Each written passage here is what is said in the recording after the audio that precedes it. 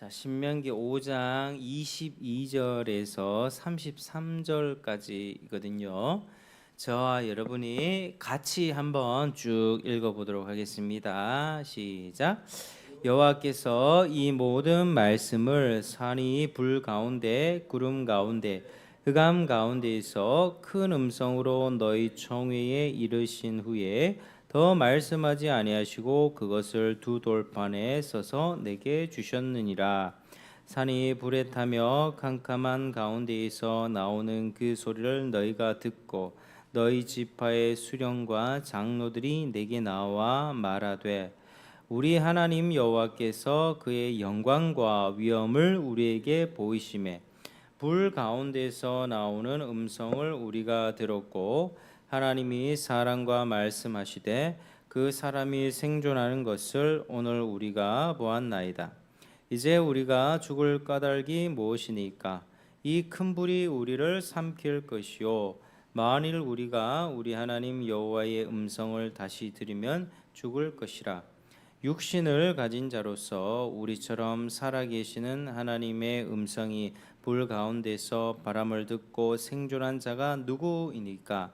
당신은 가까이 나아가서 우리 하나님 여호와께서 하시는 말씀을 다 듣고 우리 하나님 여호와께서 당신에게 이르는 것을 다 우리에게 전하소서. 우리가 듣고 행하겠나이다 하였느니라. 여호와께서 너희가 내게 말할 때에 너희가 말하는 소리를 들으신지라. 여호와께서 내게 이르시되 이 백성이 내게 말하는 그 말소리를 내가 들은즉 그 말이 다 옳도다. 다만 그들이 항상 이 같은 마음을 품어 나를 경외하며 내 모든 명령을 지켜서 그들과 그 자손이 영원히 복받기를 원하노라. 가서 그들에게 각기 장막으로 돌아가라 이르고 너는 여기 내 곁에 서 있으라. 내가 모든 명령과 규례와 법도를 네게 이르니니 너는 그것을 그들에게 가르쳐서 내가 그들에게 기업으로 주는 땅에서 그들에게 이것을 행하게 하라 하셨나니 그런즉 너는 너희 하나님 여호와께서 너희에게 명령하신 대로 너희는 삼가 행하여 좌로나 우로나 치우치지 말고 너희 하나님 여호와께서 너희에게 명령하신 모든 도를 행하라. 그리하면 너희가 살 것이요 복이 너희에게 있을 것이며 너희가 차지한 땅에서 너희의 날이 길리라. 아멘. 오늘 조금 긴 내용인데 우리가 한번 좀 읽어봤습니다. 자, 우리 지난 시간에는 출애굽 구속과 관련해서 속량과 관련해서 우리 십계명의 머리말을 살펴봤습니다. 자, 하나님께 구속함을 받았다는 것은 하나님의 백성으로서 자유를 얻은 것입니다. 그 전에는 자유가 없었습니다. 그 전에는 마귀에게 속해서 죄를 지으면 죄의 종이 됩니다. 마귀의 노예가 됩니다.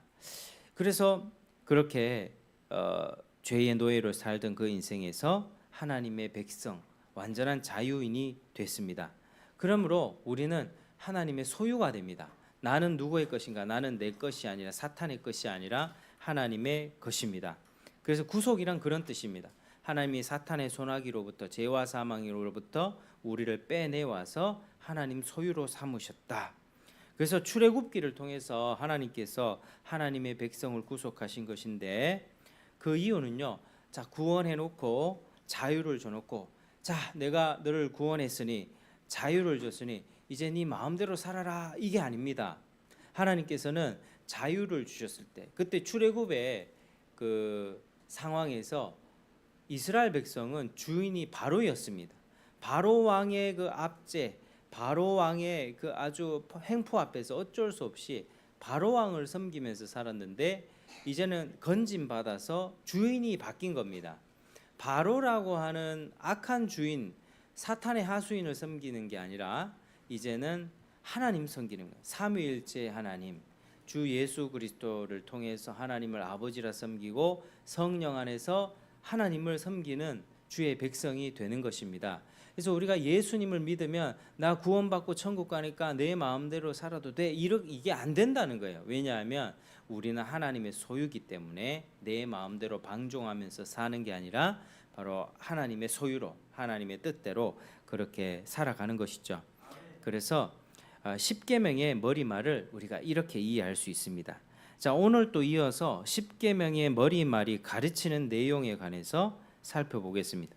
우리 주보 안쪽에 십계명의 머리말 그거 같이 한번 문을 읽어보겠습니다. 시작. 십계명의 머리말이 우리에게 가르치는 것은 무엇입니까? 답 시작.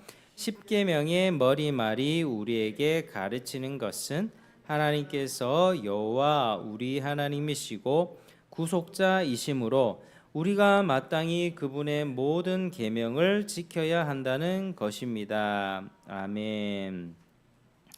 자, 우리가 출애굽기 20장에 보면요, 오늘 신명기 5장에 나왔던 그 말씀과 동일한 내용을 그렇게 좀 담고 있는데, 자, 머리말과 십계명이 나오고 그 후에는 백성들이 그 말씀에 어떤 반응을 했는가 이런 것들이 나옵니다.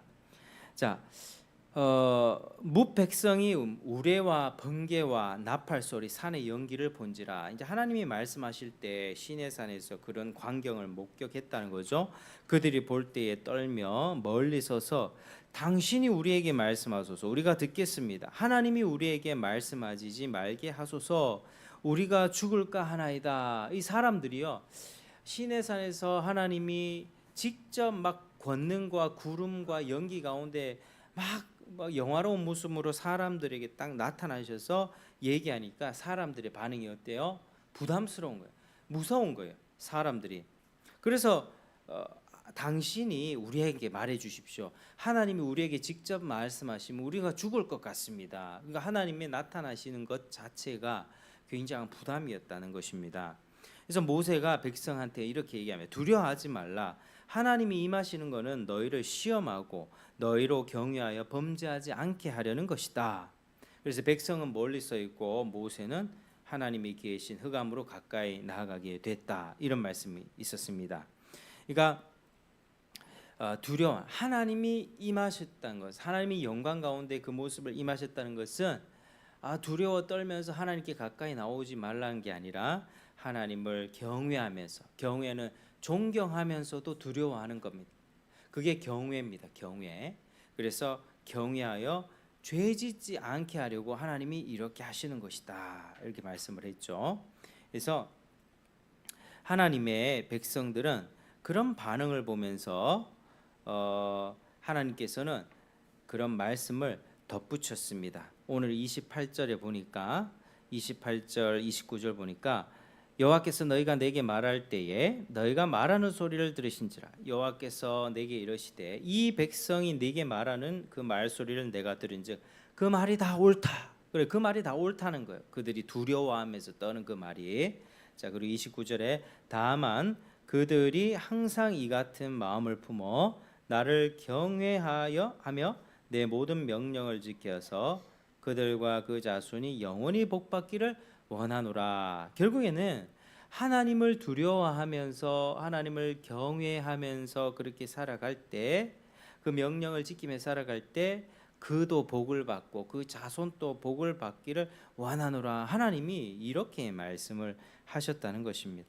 그래서 우리가 이 32절도 보면요, 그런즉 너희 하나님 여호와께서 너에게 명령하신 대로 너희는 삼가 행하여 좌로나 우로나 치우치지 말고. 33절 너희 하나님 여호와께서 너에게 명령하신 모든 도를 행하라. 그리하면 너희가 살 것이요 복이 너희에게 있을 것이며 너희가 차지한 땅에서 너희의 날이 길리라.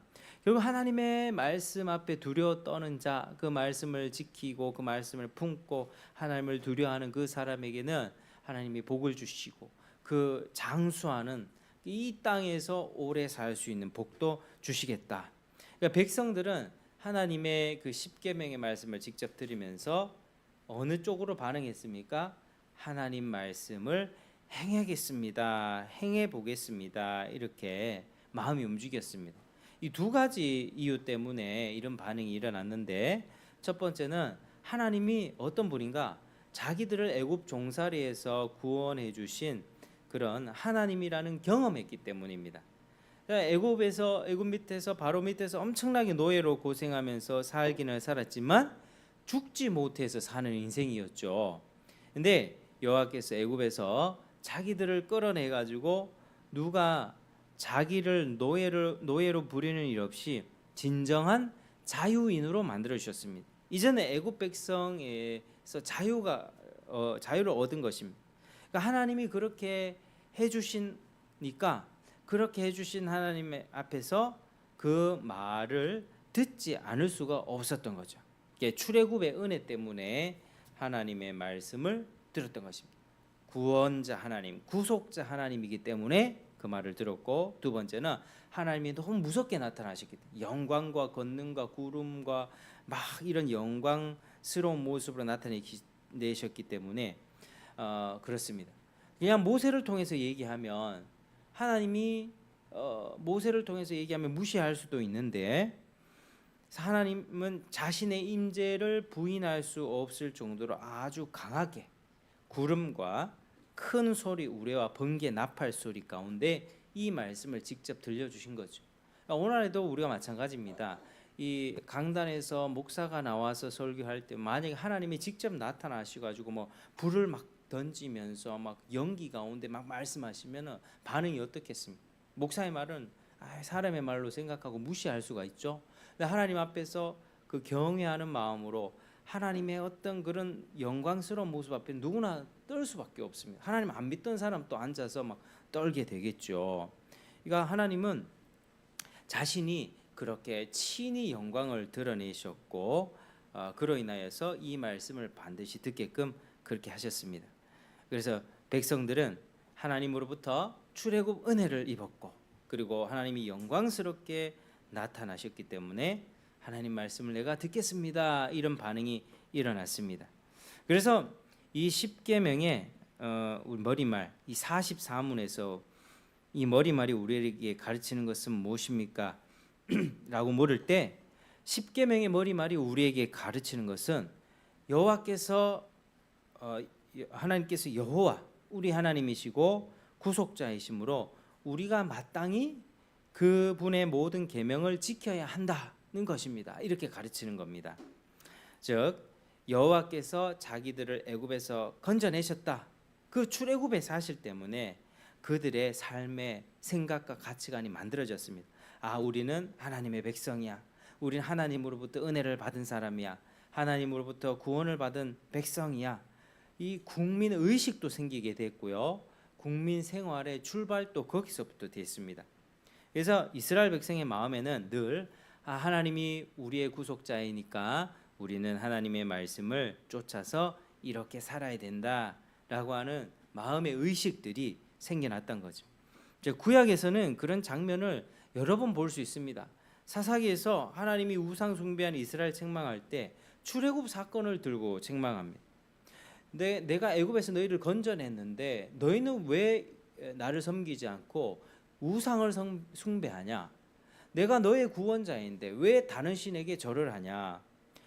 이 구약 성경의 다른 어떤 역사서들을 보면 이 출애굽 사건이 늘 중심이 됩니다. 너 애굽에서 건진 받았지 않았냐? 하나님이 구원해 주시지 않았냐? 근데 왜 불순종하고 우상 숭배하고 정의를 행하지 않고 죄와 음란을 범하느냐 하면서 엄청나게 책망했죠. 선지자들도 마찬가지였습니다.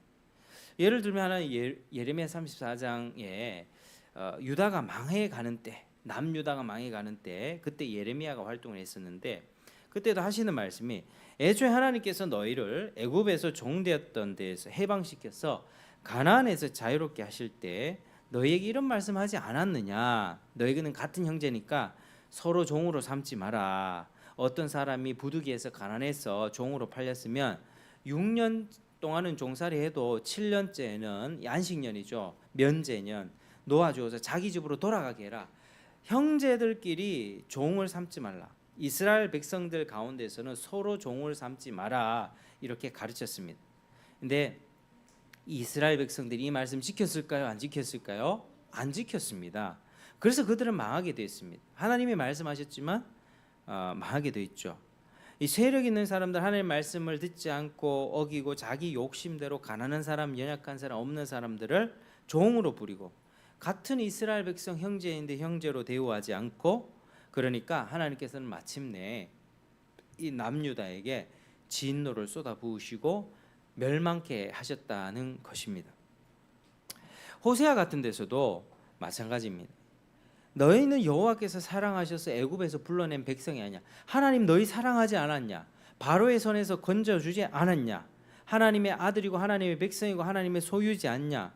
그러니 하나님을 섬기고 살아야 할 것이 아니냐.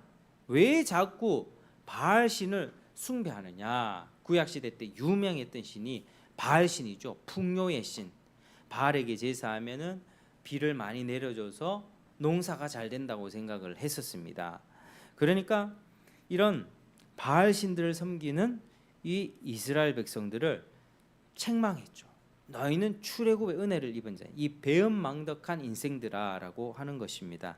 그래서 이스라엘은 그들이 애굽에서 나온 백성이라는 것을 교육을 받아서 그렇게 알고 살아왔습니다. 매년 유월절도 지키잖아요. 유월절은 그 출애굽할 때 어린 양을 잡아서 그 피를 문설주와 인방에 발라가지고 하나님의 재앙을 10번째 재앙을 피하고 다 나왔지 않습니까? 그거를 매년마다 지켰다고. 매년마다 6월절 1월 14일에 그거를 지킴으로 그리고 일주일 동안 또 지킴으로 인해서 늘 하나님의 구원의 은혜를 되새겨서 그걸 알고 있었습니다.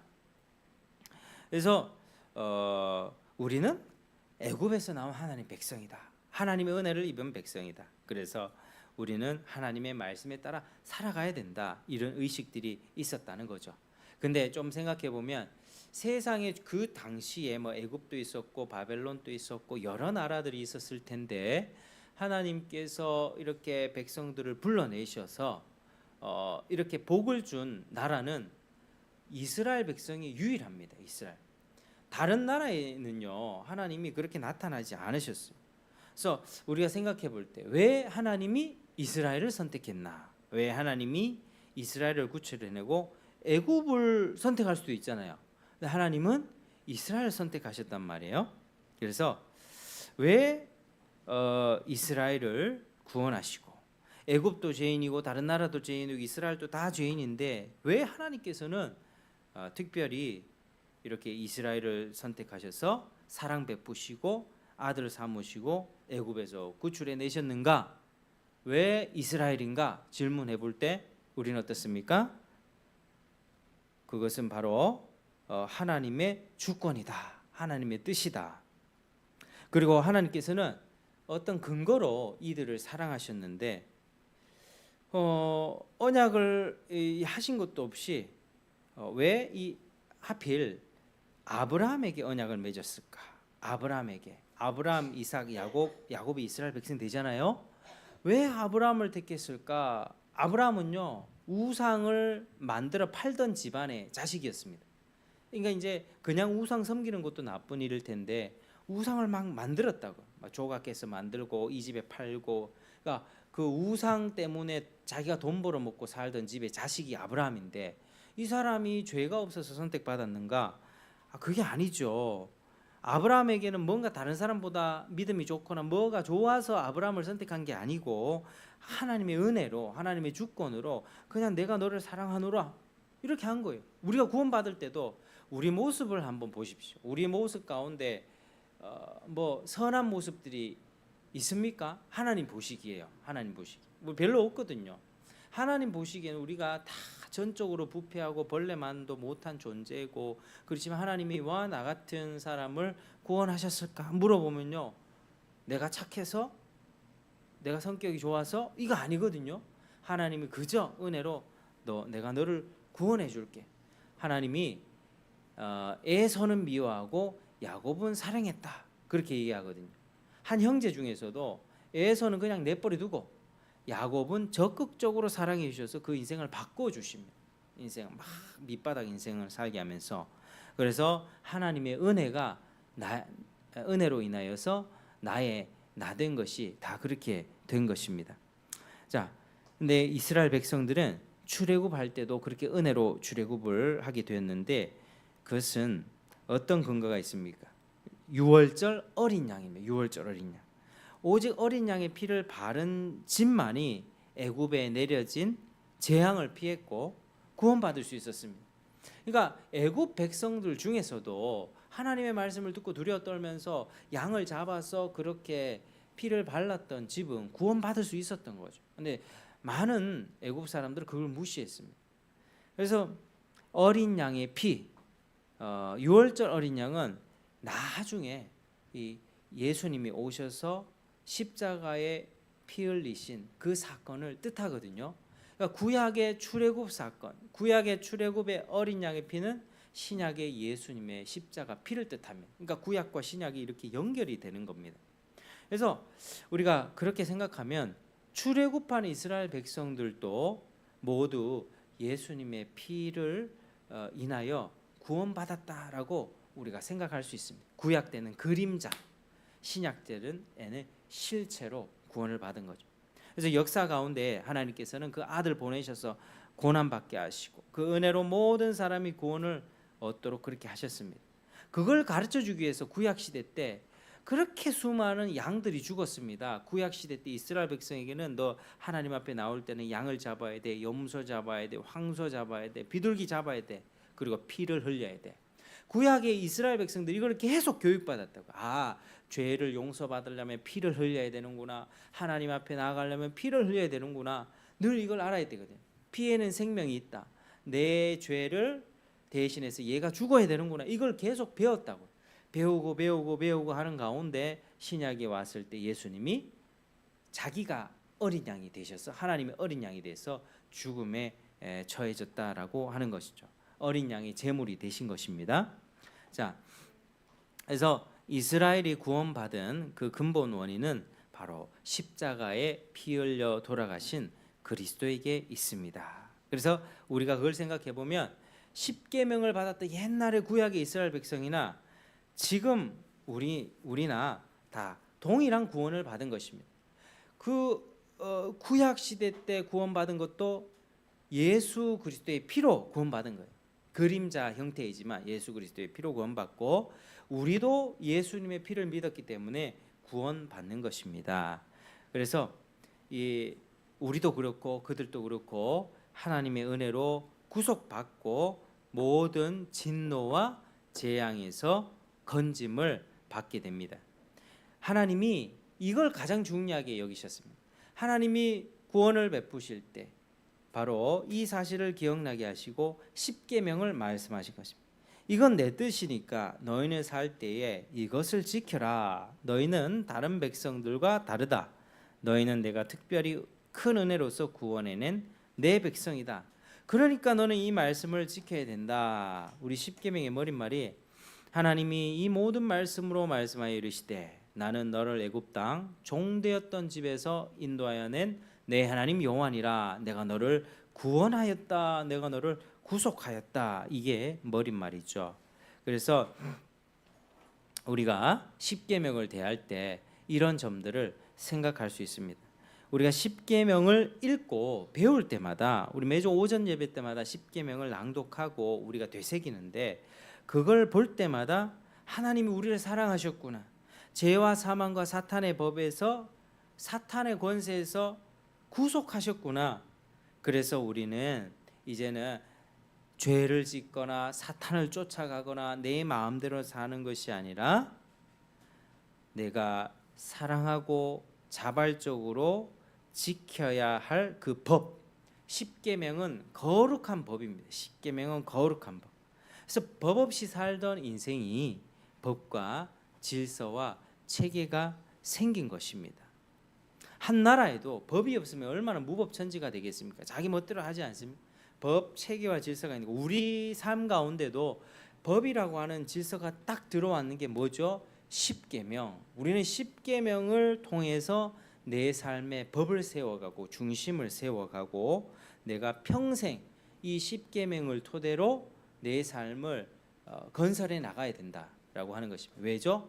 하나님이 예수님의 십자가로 나를 구원해 주셨으니까. 그래서 우리가 이것을 기억할 때마다 여호와 하나님 어떤 분인가? 구원자 하나님입니다. 구속주 하나님이다. 그래서 우리 늘 감사하면서 그 구속주 하나님을 더욱 섬기고 사랑하면서 우리 계명을 자발적으로 따르는 저와 여러분 되시기를 주의 이름으로 축복합니다. 기도하겠습니다. 아버지 하나님 감사합니다. 오늘 이렇게 십계명의 머리말이 가르치는 것에 대해서 우리가 살펴봤습니다. 하나님 아버지, 우리가 하나님의 은혜로 구원받고 이제 법을 받았습니다. 십계명을 받았사오니 법 없이 살던 인생에서 이제 내 마음대로 사는 것이 아니라 하나님의 법대로 법을 준수하면서 지켜나갈 수 있게 도와주시고 하나님이 기뻐하시는 그런 인생 되게 도와주시고 거룩한 삶을 살게 도와주옵소서.